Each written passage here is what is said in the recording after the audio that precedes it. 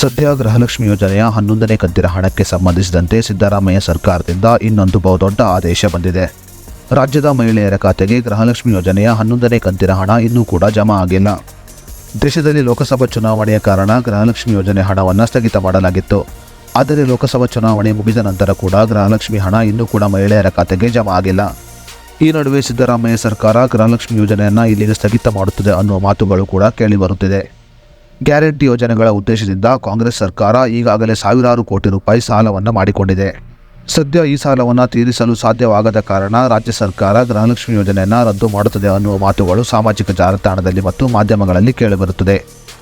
ರಾಜ್ಯ ಸರ್ಕಾರದ ಗ್ಯಾರಂಟಿ ಯೋಜನೆಗಳು ರದ್ದಾಗುತ್ತದೆ ಅನ್ನುವ ಮಾತುಗಳು ಕೇಳಿಬರುತ್ತಿರುವ ಬೆನ್ನಲ್ಲೇ ರಾಜ್ಯ ಸರ್ಕಾರ ಗೃಹಲಕ್ಷ್ಮಿ ಯೋಜನೆಯ 11ನೇ ಕಂತಿನ ಹಣಕ್ಕೆ ಸಂಬಂಧಿಸಿದಂತೆ ರಾಜ್ಯದ ಮಹಿಳೆಯರಿಗೆ ಬಂಪರ್ ಗುಡ್ ನ್ಯೂಸ್ ನೀಡಿದೆ. ಹಾಗಾದರೆ ಗೃಹಲಕ್ಷ್ಮಿ ಯೋಜನೆಯ 11ನೇ ಕಂತಿನ ಹಣಕ್ಕೆ ಸಂಬಂಧಿಸಿದಂತೆ ರಾಜ್ಯ ಸರ್ಕಾರ ನೀಡಿರುವ ಭರ್ಜರಿ ಗುಡ್ ನ್ಯೂಸ್ ಏನು ಅನ್ನೋದರ ಬಗ್ಗೆ ಸಂಪೂರ್ಣ ಮಾಹಿತಿಯನ್ನು ಈ ವಿಡಿಯೋದಲ್ಲಿ ನಾವು ನಿಮಗೆ ತಿಳಿಸಿಕೊಡ್ತೀವಿ. ಅದಕ್ಕೂ ಮುನ್ನ ನೀವಿನ್ನೂ news one Kannada YouTube channel subscribe ಮಾಡಿಲ್ಲ ಅಂದರೆ ಈಗಲೇ ಸಬ್ಸ್ಕ್ರೈಬ್ ಮಾಡಿಕೊಳ್ಳಿ ಮತ್ತು ಪಕ್ಕದಲ್ಲಿರೋ ಬೆಲ್ ಐಕಾನ್ ಕ್ಲಿಕ್ ಮಾಡಿ ಹಾಗೂ ವಿಡಿಯೋವನ್ನು ಸ್ಕಿಪ್ ಮಾಡದೆ ನೋಡಿ. ಸಿದ್ದರಾಮಯ್ಯ ಸರ್ಕಾರದ ಬಹುದೊಡ್ಡ ಯೋಜನೆಗಳಲ್ಲಿ ಒಂದಾದ ಗೃಹಲಕ್ಷ್ಮಿ ಯೋಜನೆ ಕುರಿತಂತೆ ಬಿಗ್ ಅಪ್ಡೇಟ್ ಬಂದಿದೆ. ರಾಜ್ಯ ಸರ್ಕಾರ ರಾಜ್ಯದ ಮಹಿಳೆಯರ ಖಾತೆಗೆ ಗೃಹಲಕ್ಷ್ಮಿ ಯೋಜನೆಯ 11ನೇ ಕಂತಿನ ಹಣವನ್ನು ಹಾಕಲು ತೀರ್ಮಾನವನ್ನು ಮಾಡಿದೆ. ಹೌದು, ಜೂನ್ ತಿಂಗಳ 20ನೇ ತಾರೀಕಿಗೆ ಗೃಹಲಕ್ಷ್ಮಿ ಯೋಜನೆಯ 2,000 ರೂಪಾಯಿ ಮಹಿಳೆಯರ ಖಾತೆಗೆ ಜಮಾ ಆಗಲಿದೆ ಎಂದು ಸರ್ಕಾರ ತನ್ನ ಪ್ರಕಟಣೆಯಲ್ಲಿ ತಿಳಿಸಿದೆ. ಈ ಕುರಿತಂತೆ ಆದೇಶವನ್ನು ಹೊರಡಿಸಿರುವ ಸಿದ್ದರಾಮಯ್ಯ ಸರ್ಕಾರ ಗೃಹಲಕ್ಷ್ಮಿ ಯೋಜನೆಯ 11ನೇ ಕಂತಿನ ಹಣ ಜೂನ್ ತಿಂಗಳ 20ನೇ ತಾರೀಕಿಗೆ ಮಹಿಳೆಯರ ಖಾತೆಗೆ ಜಮಾ ಆಗಲಿದೆ ಎಂದು ತಿಳಿಸಿದೆ. ಇನ್ನು ಮಹಿಳೆಯರು ಡಿಬಿಟಿ ಕರ್ನಾಟಕ ಅಪ್ಲಿಕೇಶನ್ ಅನ್ನು ಇನ್ಸ್ಟಾಲ್ ಮಾಡಿಕೊಂಡು ಆಧಾರ್ ಸಂಖ್ಯೆಯನ್ನು ಹಾಕಿ ಲಾಗಿನ್ ಮಾಡಿಕೊಳ್ಳುವುದರ ಮೂಲಕ ಗೃಹಲಕ್ಷ್ಮಿ ಯೋಜನೆಯ ಸ್ಟೇಟಸ್ ಅನ್ನು ಸಂಪೂರ್ಣವಾಗಿ ಚೆಕ್ ಮಾಡಿಕೊಳ್ಳಬಹುದಾಗಿದೆ. ಯಾವ ಮಹಿಳೆಯರು ತಮ್ಮ ಖಾತೆಗೆ KYC ಲಿಂಕ್ ಮಾಡಿದ್ದಾರೋ ಮತ್ತು ಆಧಾರ್ ಸಂಖ್ಯೆಯನ್ನು ಲಿಂಕ್ ಮಾಡಿದ್ದಾರೋ ಅಂತಹ ಮಹಿಳೆಯರ ಖಾತೆಗೆ ಗೃಹಲಕ್ಷ್ಮಿ ಯೋಜನೆಯ 11ನೇ ಕಂತಿನ ಹಣ ಬಿಡುಗಡೆಯಾಗಿರುತ್ತದೆ. ಇನ್ನು ಯಾವ ಮಹಿಳೆಯರು ತಮ್ಮ ಖಾತೆಗೆ ಇನ್ನೂ ಕೂಡ NPCI ಮ್ಯಾಪಿಂಗ್ ಮಾಡಿಲ್ಲವೋ ಅಂತಹ ಮಹಿಳೆಯರು ಗೃಹಲಕ್ಷ್ಮಿ ಯೋಜನೆಯ 11ನೇ ಕಂತಿನ ಹಣವನ್ನು ಪಡೆದುಕೊಳ್ಳಲು ಸಾಧ್ಯವಿಲ್ಲ.